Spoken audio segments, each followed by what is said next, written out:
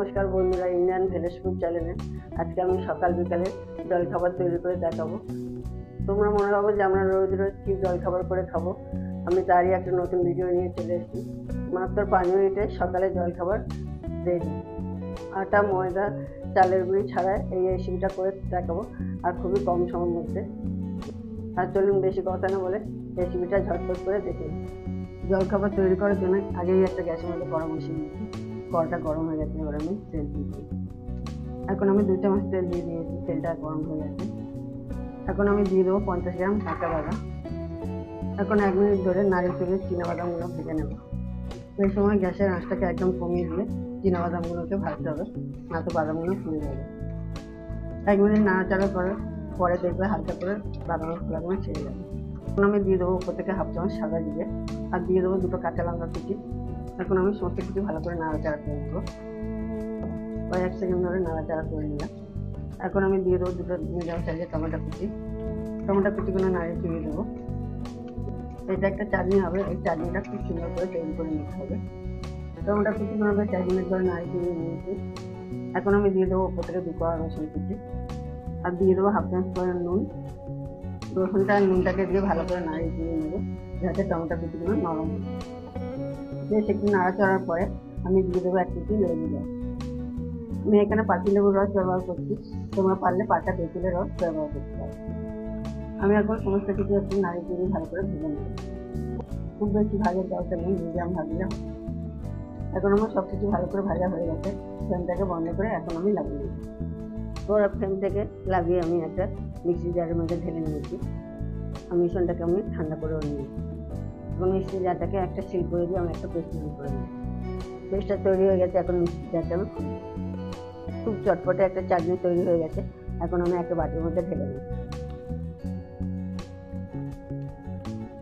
চাটনিটা আমি তৈরি করে নিয়েছি, খুব মোটাও না আর খুব পাতলাও না, একটু মিডিয়াম সাইজের চাটনিটা আমি তৈরি করে নিয়েছি। এই চাটনিটা তোমরা এই রেসিপিটার সাথে শুধু খাবে না, ইডলি ধোসার সাথেও খেতে পারো। এখন আমি চাটনিটাকে সরিয়ে দেবো। এই ফাঁকে আমি একটা মিডিয়াম সাইজ আলু নিয়ে নিয়েছি। আলুটাকে আমি ছোটো ছোটো ডুমো ডুমো করে পিস করে নেব। আলুগুলো আমি খুব সুন্দর করে কেটে নিয়েছি, আর ধুয়েও নিয়েছি 4 থেকে 5 বার, যাতে আলুর থেকে কষটা বার হয়ে যায়। এখন আমি আলুটাকে সরিয়ে দেবো। এই ফাঁকে আমি একটা মিডিয়াম সাইজের মিক্সির জার নিয়ে নিয়েছি, আর দিয়ে দেবো আমি 100 গ্রাম সুজি বাটি মাপা। এখন আমি সুজিগুলোর মধ্যে দিয়ে দেবো সেই কেটে রাখা আলুগুলো। পিস করে আলুগুলো আমি দিয়ে দিলাম। আলুগুলো দিয়ে দেওয়ার পরে আমি দিয়ে দেবো উপর থেকে জল।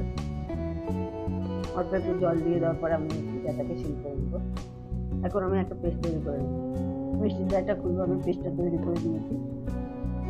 এই সুজি আলুর পেস্টটা খুব মোটাও হবে না আর খুব বেশি পাতলা হবে না, মিডিয়ামও হবে। এখন আমি একটা পাত্র নিয়ে নিয়েছি, পাত্রটার মধ্যে আমি ঢেলে দেবো। প্রথমে সুজির পরিমাণে আলু নিয়ে নিতে হবে, আর জল কম হলে একটু জল দিয়ে দিতে হবে। দেখুন আমি একটু দেখাচ্ছি, খুব বেশি পাতলাও না আর খুব বেশি মোটাও না, ঠিক।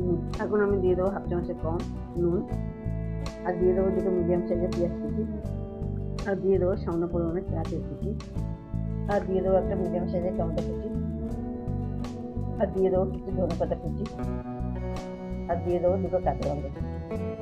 ঝালটা তোমরা বুঝে শুনে দেবে, ঝালটা যে যেমন খাবে তোমরা বেশি কম বুঝে দেবে। আর দিয়ে দেবো 1/2 চামচ গোটা জিরে। এখন আমি সমস্ত কিছু মিশন ভালো করে নাড়িয়ে চিনিয়ে নেব। জিরেটা দেওয়ার একটাই কারণ, জিরেটা দিলে টেস্টটাও দ্বিগুণ বেড়ে যায় আর সব কিছু ব্যালেন্সও করে। সমস্ত কিছু ভালো করে নাড়িয়ে চিনিয়ে নিচ্ছি। খুব ভালো করে মিশনটা নাড়িয়ে চিনিয়ে নিতে হবে। এখন আমি দিয়ে দেবো 4 ভাগের 1 ভাগ খাবার সোডা, 1 চামচ। খাবার সোডাটাকে দিয়ে অনবরত ভালো করে নাড়তে থাকবে। এখন আমি 2 মিনিট ধরে ভালো করে এভাবে নাড়িয়ে চিনিয়ে নেব। সমস্ত কিছু মিশ্রণটাকে আমি ভালো করে নাড়িয়ে চিনিয়ে নিয়েছি 2 মিনিট ধরে। এখন আমি এটাকে সরিয়ে দেবো। এর মধ্যে গ্যাসের মধ্যে আমি একটা ডাবল ফ্যান বসিয়ে দিয়েছি। ফ্যানটা গরম হয়ে গেছে। এখন আমি দিয়ে দেবো উপর থেকে তেল। তেলটা গরম হয়ে গেলে এখন আমি যে ব্যাটারটা রেখেছিলাম সেই ব্যাটারটা থেকে ওই 2 হাতা ব্যাটার দিয়ে দেবো।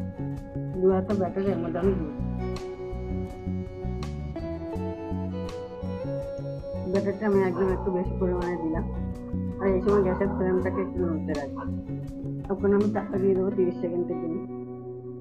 পুরো 1/2 মিনিট পরেই তৈরি হয়ে যাবে, খুব বেশি করে টাইম লাগবে না, 1/2 মিনিট পরেই তৈরি হয়ে যাবে।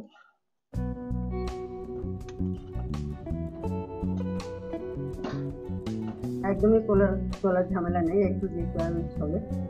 30 থেকে 40 সেকেন্ড পর আমি উল্টিয়ে দিয়েছিলাম, আবার এক সাইড ভালো করে ভেজে নিয়েছি। এরকম আমি রেখে উল্টে পাল্টে ভালো করে ভেজে নিতে হবে নিজের পছন্দ মতন কালার। এখন আমার এটাকে তৈরি, এখন আমি তুলে নিই। দেখুন বন্ধুরা কতটা মুচমুচে হয়েছে, তোমরা দেখেই বুঝতে পারছো এত কম তেলে কতটা মুচমুচে হয়েছে। কত ভালো একটা রেসিপি হতে পারে নিজের মতন করে। একটা তৈরি করতে 1 মিনিটের বেশি সময় লাগবে না। আবারও আমি কড়ার মধ্যে ডাবু প্যানের মধ্যে তেল দিয়ে দিয়েছি। আবারও আমি 2 চামচ ব্যাটারটা দিয়ে দেবো। আমি এখন এক সাইড ভেজে নিয়েছি, হাফ মিনিট পরে আবারও এক সাইড আমি ভিজিয়ে নেবো ভালো।